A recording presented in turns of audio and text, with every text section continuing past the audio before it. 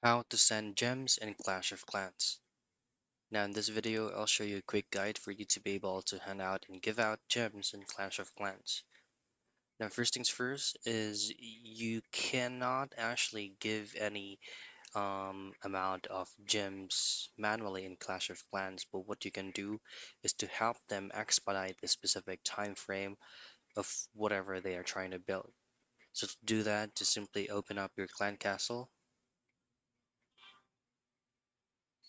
And then from here, you can only do this if those specific friends where you would like to give out gems for free has to be one of your clan member.